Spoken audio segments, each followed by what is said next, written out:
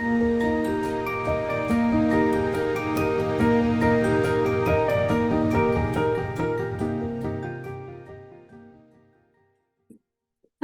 welcome to Bloom and Grow Education. My name is Meredith. Today's lesson is suitable for Year 5 students who are looking to apply for the Gifted and Talented test in Year 6, and it's a writing lesson. One of the ways that we can improve our writing is by having a look at the way that other students have written and look at what they've done well and what their areas they could improve upon, and then use that to guide our own improvement. So I really like to do these lessons because research shows it's a really effective way for children to learn. So that's what we're going to be doing in today's lesson. So let's start off by having a look at the text that this student wrote and also the writing piece that she did. So first of all, let's have a look at the stimulus. Sorry, I've gotten a little bit lost in all of my tabs that I've got open underneath this. So this is the stimulus that I gave her. It's not a specific gate stimulus. It was just a picture that I thought invoked interesting ideas. And then this is the writing piece that she gave me. So I'm going to start off by reading it to you, and then at the end of it, I'll give some feedback on how the writing piece went. Becky's birthday. Becky awoke with a start. She had the most horrifying dream ever. Everyone had forgotten her birthday. Well, of course, that wouldn't happen. No one would ever forget Becky's birthday. She was very excited since today was her birthday. Becky got out of bed and dawdled towards her closet. Becky couldn't wait to put on her new birthday dress. It was a light blue dress with sparkles and a white sparkly ribbon. Becky put her dress on and excitedly ran down the stairs. She was expecting a delicious breakfast and a huge present. Once she got to the kitchen, she noticed that the dining table was plain. She was shocked. Becky knew that no one would forget her birthday. She thought that her surprise was waiting for her outside, so she ran to the back garden. Nothing. "Mum!" Becky called out. No answer. Mum couldn't have gone to work on her birthday. Becky used the phone to call her mum. "Hello," her mum answered. "Mum," Becky shouted, "you're supposed to be at home celebrating my birthday." "Birthday?" her mum questioned. "I thought it was tomorrow." "Becky, don't lie." With that, she ended the call. Becky couldn't believe it. It wasn't like her mum to forget her birthday. She knew that something wasn't right. She decided to visit her friend Bree. There was no chance that Bree would forget her birthday. Becky marched over to Bree's house and pounded on the door. Bree answered. "Hey, Beck, what's up?" "What's up? I know what's up. It's my birthday." Becky yelled. She was furious. "Your birthday? I thought it was tomorrow," Bree said. Becky was really sad. How could her best friend forget her birthday? Becky didn't even reply to Bree. She just dropped her head and walked towards her house. Becky ran to her room and began crying. Her birthday was her favorite day of the year, and everyone forgot. Knock, knock. There was someone at the door. Becky walked out of her room and to the door to see who it was. When she opened the door, there was no one there except for a note. She picked it up and read it aloud. "Dear Becky, come to the town park. There is something special for you." Becky was confused. She didn't really understand what was going to happen. She decided to go anyway. On the way to the park, she noticed that the town was very quiet and empty. Becky got to the park, but there was no one there. She felt a tap on her shoulder. Becky turned to see who it was, but instead there was a note on the ground. Becky read it aloud again. "Dear Becky, sorry for the misunderstanding. Please come to Bree's house." Becky sighed. How annoying could this get? She walked across the town. Finally, she made it to Bree's house. She knocked on the door. Instead of greeting her like normal, Bree opened the door and blindfolded her. "It's okay, Beck. This is going to be awesome," Bree told her. She removed the blindfold. They were in a dark room. Suddenly, the lights turned on and everyone shouted, "Happy birthday!" Beck was amazed. She realized that everyone was pretending to forget her birthday so they could throw her a party. Beck felt slightly annoyed of how worried they made her, but she was glad she still got to have a party. All right. So there are lots of really good things about this writing piece. I always really enjoy reading this student's work. Let's have a chat about the things that she's done well. So she's got beautiful handwriting. I always love it when my students give me lovely handwriting. She's given me a title. You get a point for a title, whether it's Gay or NAPLAN. Please make sure you write a title. Beautiful paragraphings, all the way through. Nice story arc with her introduction, her problems. She's given me like if your school might do the Pebble Rock Boulder system.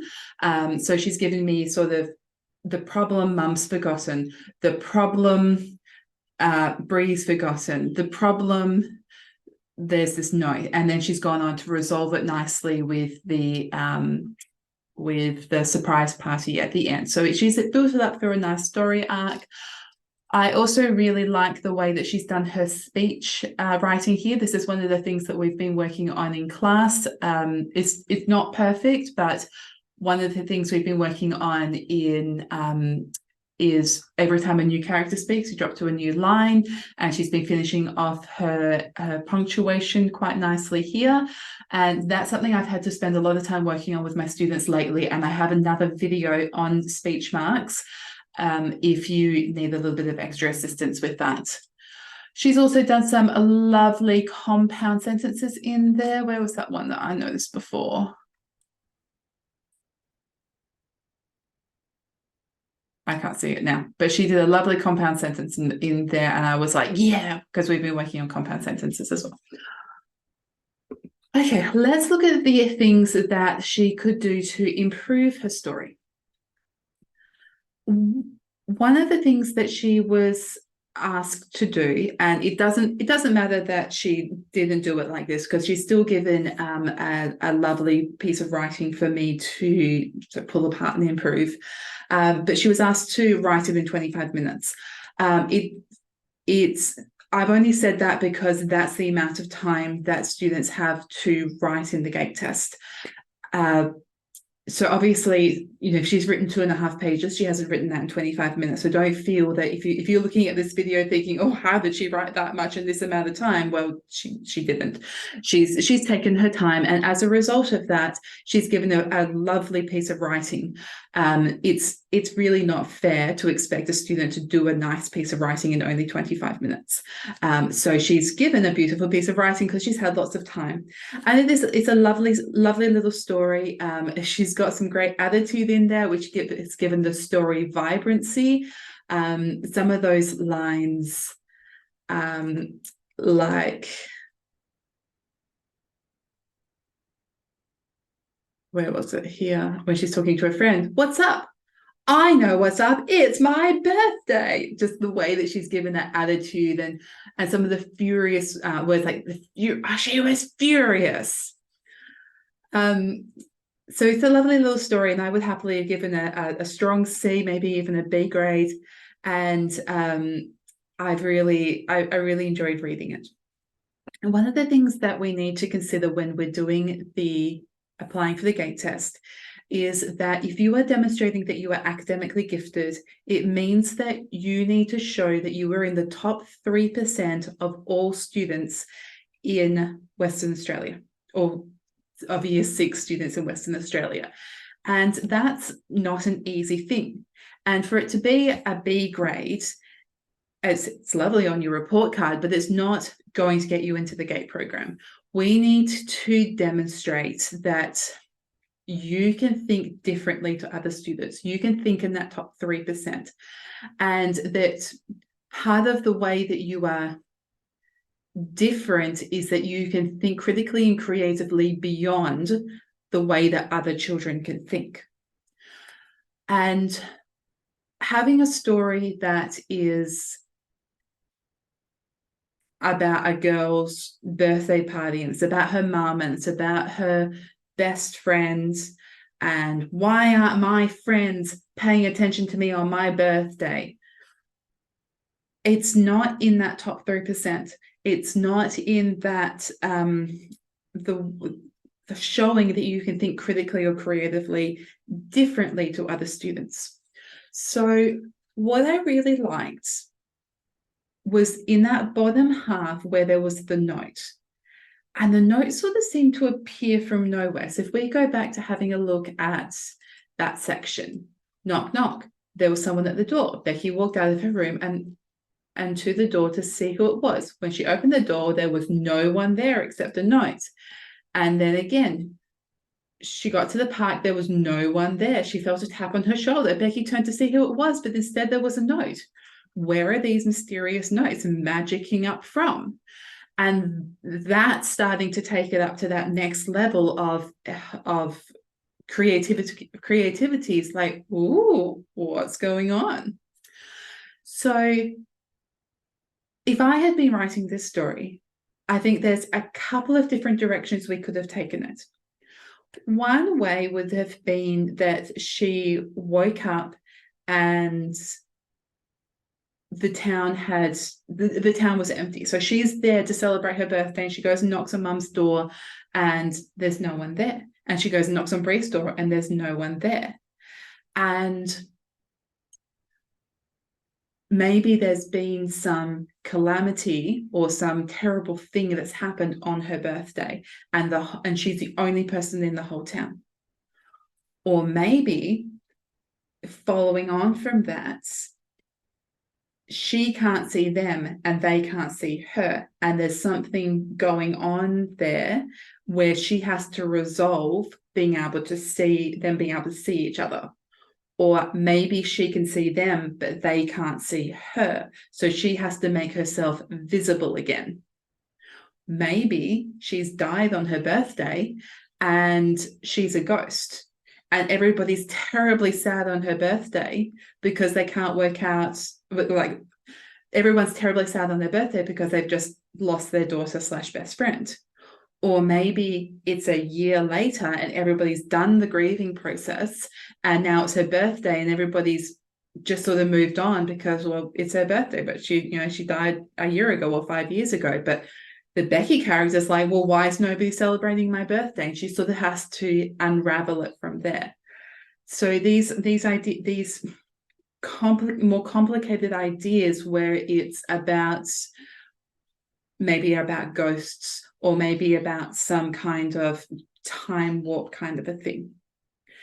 Now, this is where you have to really show your skill as a writer because you've only got 25 minutes to resolve quite a complex issue. So it's really going to take a bit of skill. So let me have a think about how I'm going to write this up. So one of the ways that I can help to improve your writing is by doing a think aloud. So I'm just going to let thoughts ramble in my head for a minute. So if I was to do the idea of she wakes up and there are just these notes being left around. Who is leaving these mysterious notes? All right, maybe it's her best friend, Bree. Somehow Bree's invisible and she's trying to get her to the park to help her become uninvisible. And it's what about if it was Bree's birthday and Bree's become invisible and Becky wants to celebrate Bree's birthday, but Bree's disappeared. And so Becky's like solving the mystery by where are all these notes coming from? And it's because Becky has disappeared. So maybe I could go down that path. But why has my character disappeared? Or why has Bree disappeared? Now, this is the part that I have to be really careful about, because one of the areas that you will lose marks for, and this applies for NAPLAN as well, is if you go, it was all a dream, or Becky woke up, or witch came out with her magic wand and zoop, it was all better. So you can't have these easy endings. You need to be able to write in a controlled way that shows that that you can write in a controlled way. So what is a reason why Bree is invisible? So we could go down like the Harry Potter magic path. We could do like a she's been forgotten, so she's faded away kind of a thing. We could do like a magic book where like the book is sort of like a bit of a portal, and that she finds the book, opens it up, reads the passages. It's sort of like one of those like not Harry Potter, Halloween kind of things where it's like don't read the book or the monster will come, but sort of in reverse. So there's a couple of ideas. I'm going to start thinking about how I can put some pen to paper or words on the page to make this, to start to write this. Okay, so I'm going to start off by coming back to the stimulus. Now, one of the things that this student didn't do, so she brought up that it was a birthday, which is implied by the balloons, but she probably could have tied it in a little more tightly to this idea of the balloons being in the bin. And so I think I'm going, why would you throw balloons in the bin? Well, it usually end up in the bin when the birthday party's over. But maybe the birthday party's over because something horrible has happened to this girl.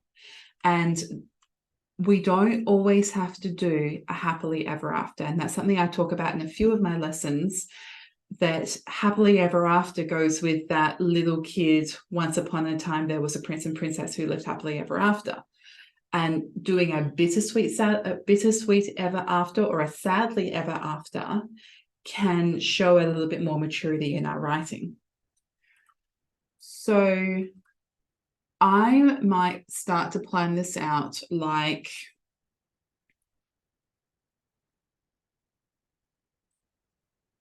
so let's think. Let's say it is, so going to have my title now. I just need to think quickly because I'm in the middle of my gate test. What's my title? I'm going to call it Sad Balloons because those balloons look pretty sad, didn't they? And so first of all, I've got my introduction. So I've got my characters, who, I've got Becky, I've got where, at home, when. So when doesn't always need to be a one morning, one afternoon. Her when can be on her birthday. Or as I start to think this through, maybe I'll do like 2 days after her birthday. So I'm just letting my ideas unravel in my head as I'm beginning my planning. So my problem is going to be that no one is paying attention to Becky on her birthday. And then I'm going to tie in the balloons in the bin by she's trying to get people's attention, and then she sees the balloons in the bin, and that's when she, like, that's like a turning point in the story. That's when she realizes that something is wrong. Now, that's not the best sentence I've ever written, but what we're doing right now is we're focusing on getting ideas down on the page, not writing brilliantly. So the resolution is not a nice resolution. So the resolution is that she died.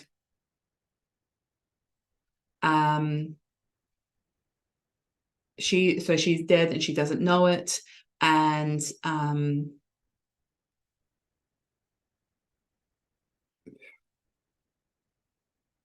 And you could do, like, if you wanted to go from like the bittersweet ever after ending, you could bring in like somehow she has to learn to move into the afterlife or move to heaven or whatever. But you've only got 25 minutes, so you don't really have time to do that.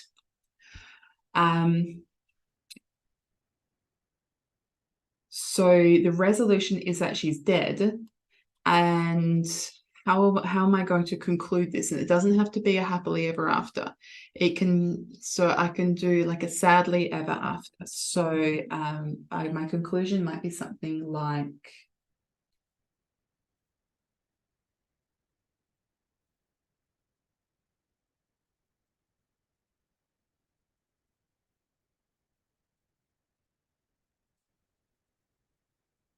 maybe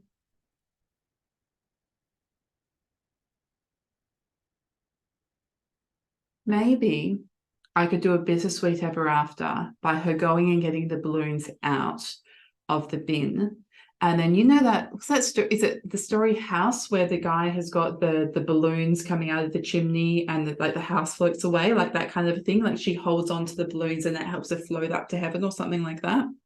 This is starting to become a little bit of a morbid story. I didn't mean for it to go down this path, but that's just how it's occurred as it's unfolded in my mind.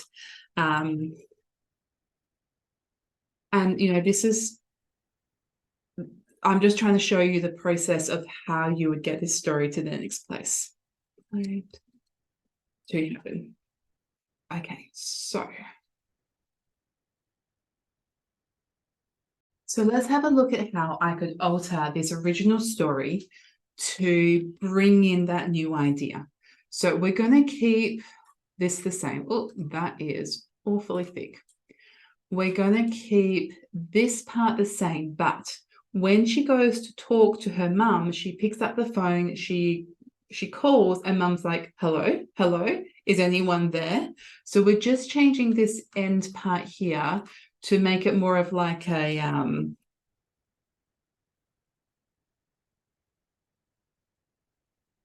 oh, sorry. Hello, hello. Style of writing. And then that's going to follow through down here as well, where it's going to be like Bree opens the door and no one is there.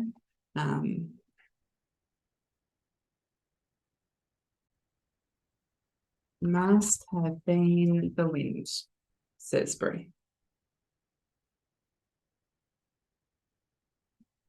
I'm just trying to, it's not my best work. I'm just trying to move quickly so we can get to the point I actually want to write about. So then her birthday was her favorite day and everyone forgot. So let's bring in from here that we're going to change all this part from here.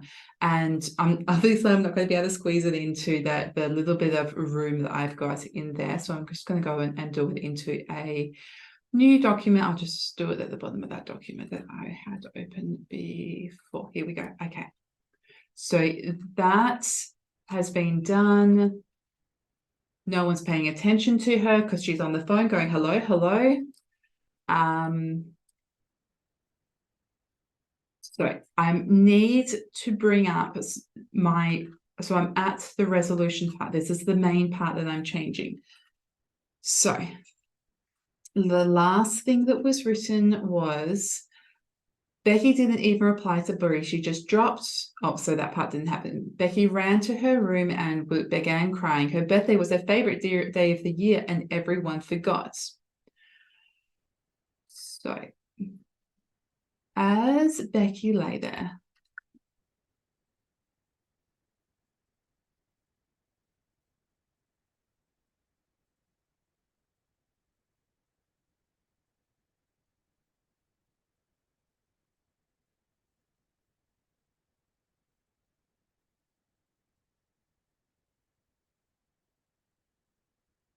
so I'm thinking about how can I get this character to realize that she's dead.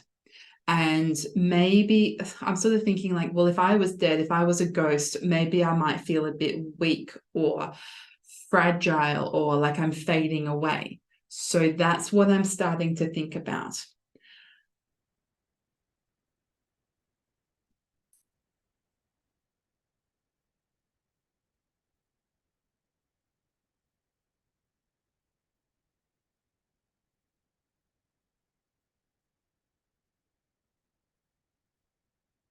What was going on?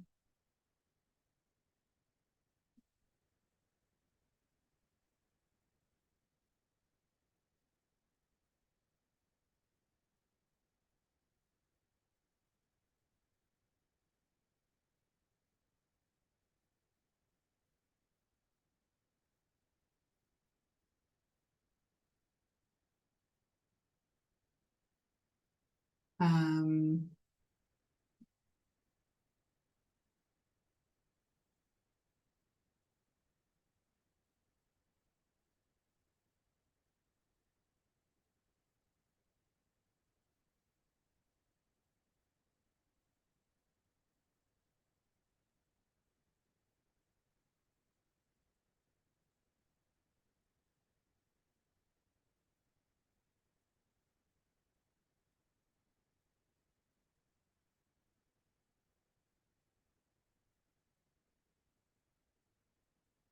Okay, so I'm starting to bring in now this idea. So she's trying to get her energy back.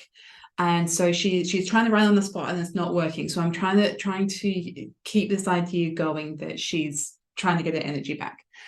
And so she's run downstairs, she turns to run back, and then she sees a leaflet. So when you go to a funeral, often you get like a little sheet of paper that says Becky Smith 2006 to 2013, like with the dates, and beloved daughter, we'll miss you, in a picture of them or something like that. So that's the thing that she's going to see that gives away that she's dead.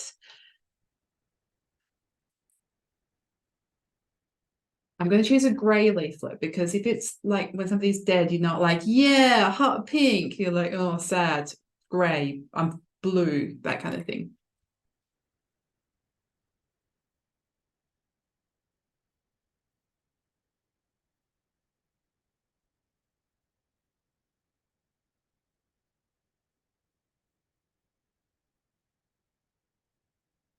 I was going to put the word shocking, but I think shocking sort of gets a little bit overused. So I'm going to play with the idea of terrifying. The most terrifying numbers, words, most terrifying words. Let's say that's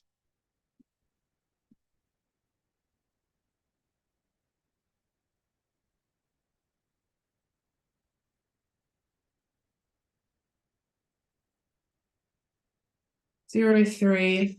If you guys are 12, then you'd be what, born in 2011? 2011 to, I'll just put today's date, which is the 12th of the, oh no, if it's her birthday, it needs to be on her birthday, 2023. And that needs actually to be death.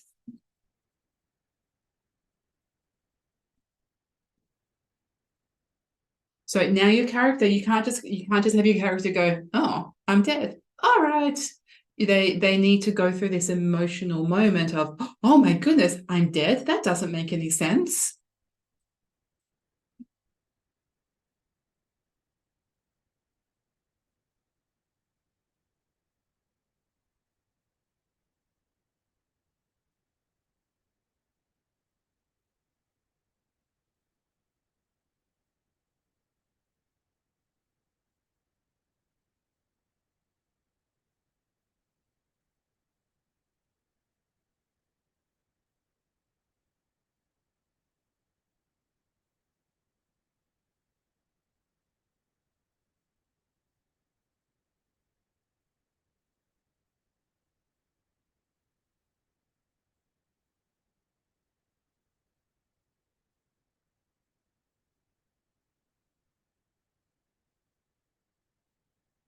Okay, so I'm needing to push the character on. She needs to start to accept this idea that she's dead, and part of that is that she's continuing to grow weak and weak. And then I need to start to, so I've sort of, I've done my resolution. I've resolved that she's realized that she's dead. So now I need to move on to my conclusion.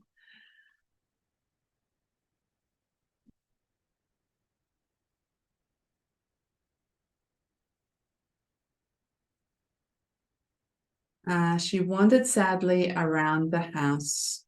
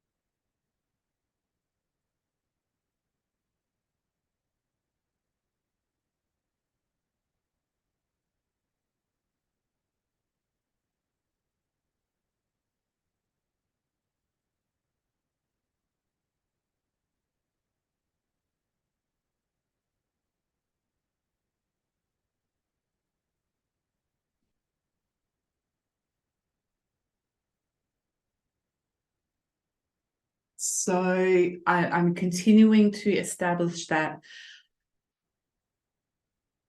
sad element as well, because it's sad when somebody dies. So like that happy moment on Mother's Day when she got to make this clay plate, the joy of picking the flowers for mum, but they too are wilting and lifeless.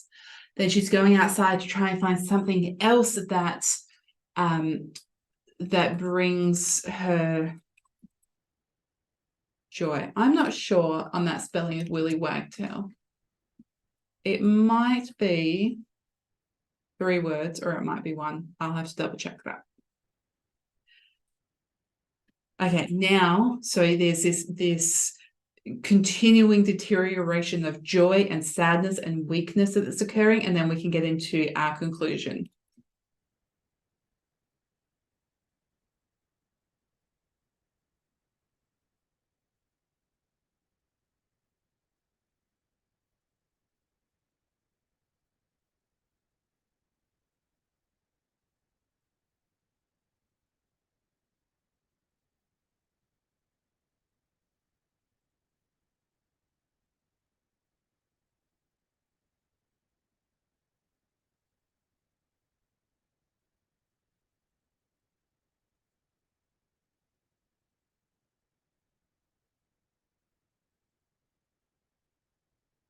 All right, so I'm saying her pale cheek because remember she's fading away.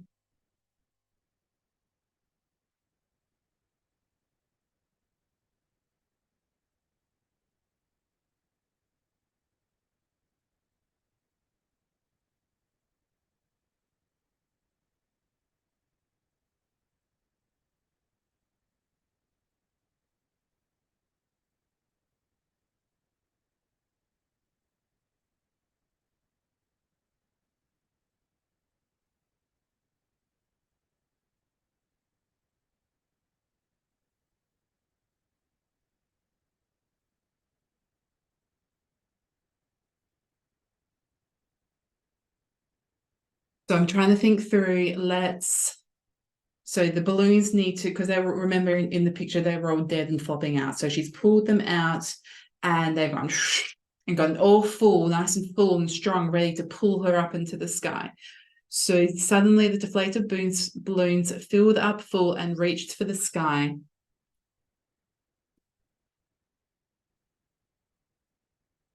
A vibration, let's say a gold vibration. Whoops, I have to fix that spelling. Jetted down the strings, and suddenly her feet were lifting off the ground. She watched as the happy balloons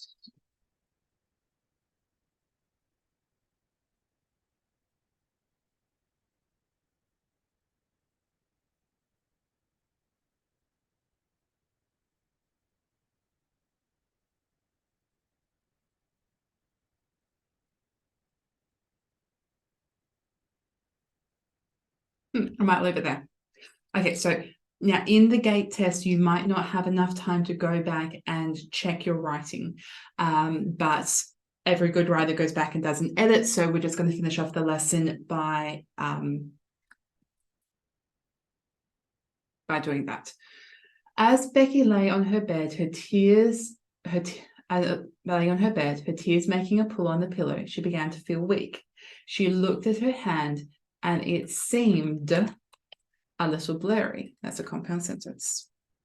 What was going on? She jumped off the bed and ran on the spot for a moment. She needed to get some energy back pumping through her body, but her movements were sluggish and she couldn't get her legs racing.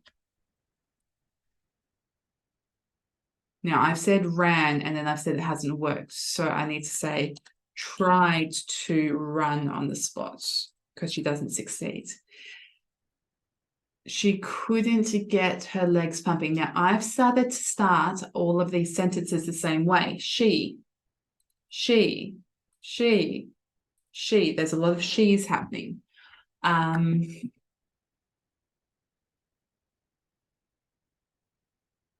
change that one to Becky.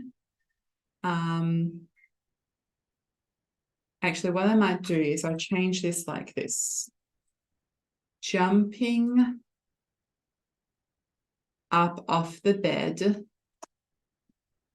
Becky, try. Now, do you see I've just moved it further down the sentence. So now my sentence starts with jumping instead of Becky or she. She ran downstairs and went to run back up again, but stopped at the sight. Now, that is not a compound sentence. Stopped at the sight of a strange leaflet on the table. It was grey, and there was a picture of her face in a circle at the top.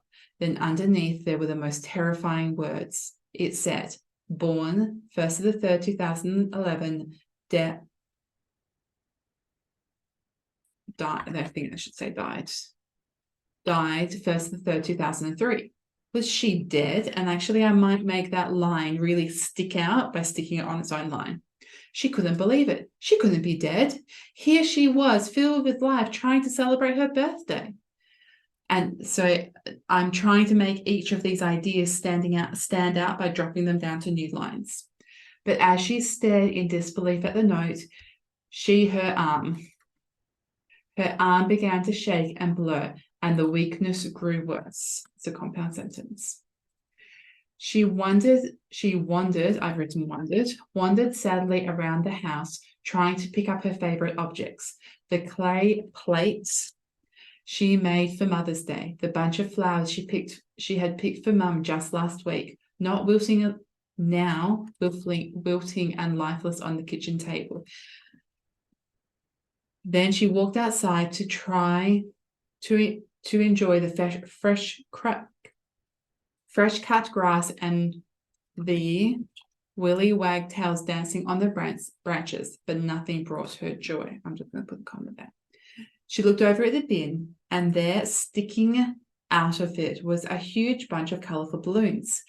They were her balloons for her birthday. Today, she realised. A tear rolled down her pale cheek. Gently, she pulled them out of the bin, trying to gain joy from their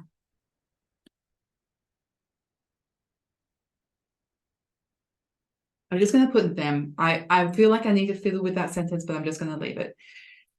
Instead, she's trying to gain joy from them. Instead, she felt a surge of energy. Suddenly, the deflated balloons filled up full. That is not very well written. I could just say filled up. Suddenly, the deflated balloons filled up. Maybe I could put in a simile there. filled up like an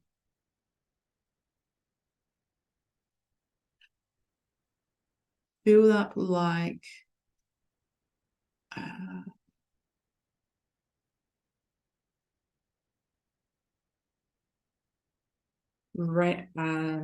an Olympic racer's lungs, because you think they'd be like breathing like heavily, and reached for the sky.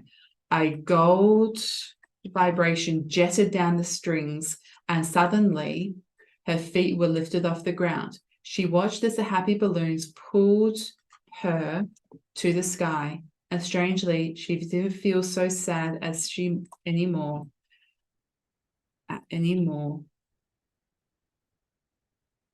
I'm going to turn that into one sentence.